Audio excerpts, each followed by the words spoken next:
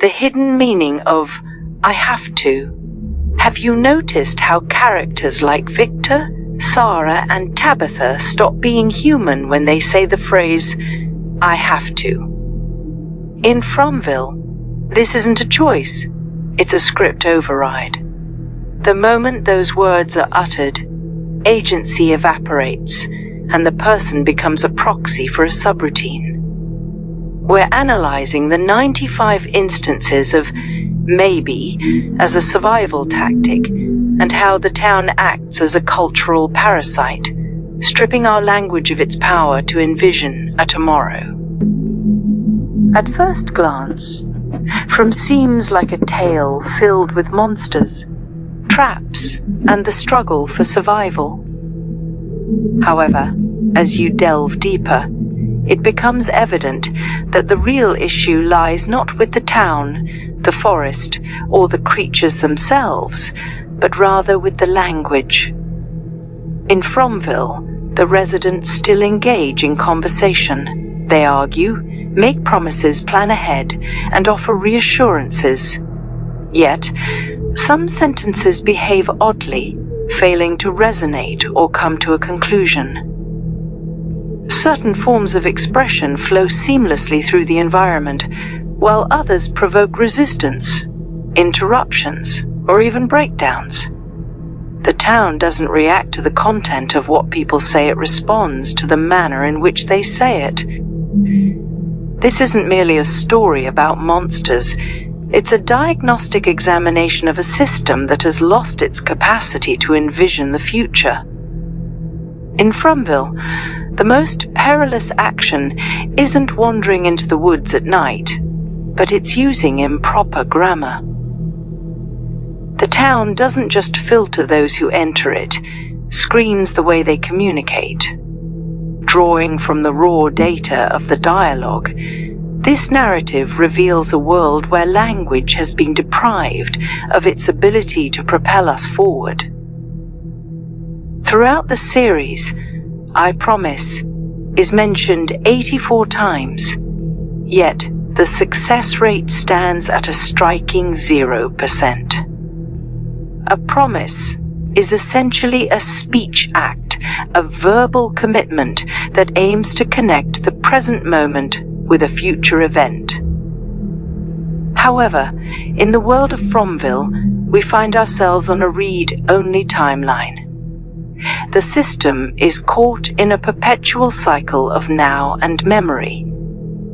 When Jim or Christy declare, "I promise," they're essentially trying to input new information into a directory that's locked tight. Rather than engaging in debate, the system simply interrupts. When a promise is made, when a future is envisioned, the system physically distances the speakers from one another. Each time a promise is voiced, the system responds not by saying nor correcting, but by interrupting. People are split apart. Something always intervenes before the promise can evolve into reality. This interruption serves as the environment's way of stating input rejected, future tense not supported. The underlying grammar simply doesn't align.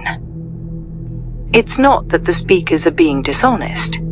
It's that the world lacks the capacity to uphold such commitments. In Fromville, a promise is akin to data sent to a directory that no longer permits new entries. The phrase, "I will," pops up 15 times in key episodes.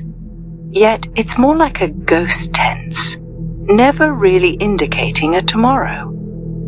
Each successful "I will" in the script is closely tied to the present moment.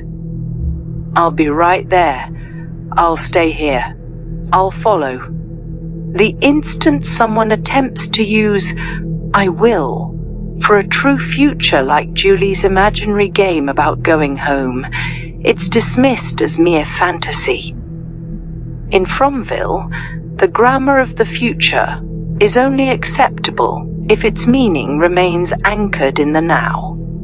Genuine future planning feels like a foreign language that the town simply won't translate is clearly hypothetical, a fantasy realm where rules and consequences don't apply. And, of course, it never materializes. There's no home for her to return to. These phrases aren't about the future. Instead, they're presents dressed up in future language and actions that unfold in seconds rather than days. The grammar pretends to look ahead, but the essence never strays from the now. Fromville allows "I will" only if it doesn't truly conjure a future. Clean future tense tomorrow, later, after this is absent, not avoided. It's filtered. Here, the future exists only as a whisper. When the phrase "want" fades away, "have to" steps in. "I have to" isn't just a choice, it's a script override, embodying the language of necessity. You'll notice that when a character declares "I have to," the dialogue loses its vibrancy. There's no room for negotiation, no "we should," and no "what if." Characters like Victor, Tabitha, Elgin, and Sarah, those most profoundly affected by the system, frequently use this phrase. Once "I have to" enters a dialogue, the human connection evaporates. You're no longer engaging with a person. Instead, you're interacting with a proxy executing a subroutine. When someone utters this phrase, the conversation reaches its conclusion. No debate ensues, and no alternatives are explored. The phrase commands authority, and everyone present understands that resistance is futile. This isn't determination or bravery, it's execution. Characters who often resort to this phrase share a common experience: they have been touched by the system. Think of Victor after his encounter with the boy in white, Tabitha following her experiences with the children, Elgin after the woman in the kimono, and Sarah after hearing the voices. "I have to" isn't about desire or planning, it's the sound of agency being overridden. The speaker has ceased to make a choice. With 95 instances of uncertainty, phrases like "maybe" and "I think," the residents' communication reflects a decline in confidence. In a stable environment, certainty serves as a catalyst for progress. However, in Fromville, certainty becomes a target. Those who are overly confident risk being challenged by the system. Over time, the survivors instinctively adjust their language, transitioning from "we will" to "maybe we should." Maybe isn't a sign of weakness, it's a survival tactic. By embracing a mindset of possibility, the characters sidestep the right errors that come from making definitive statements in a world that continuously shifts its rules. As time goes on, certainty diminishes. The early arrivals speak with conviction. They strategize and declare their intentions, but as time progresses, their language becomes more tentative. Words like "maybe," "I think," and "perhaps" emerge. This change isn't a sign of emotional failure, it's a recalibration. In a stable world, certainty is a useful asset, but in Fromville it poses risks. Solid-sounding plans invite scrutiny, and confident futures attract disruption. In contrast, uncertainty can navigate through challenges unnoticed.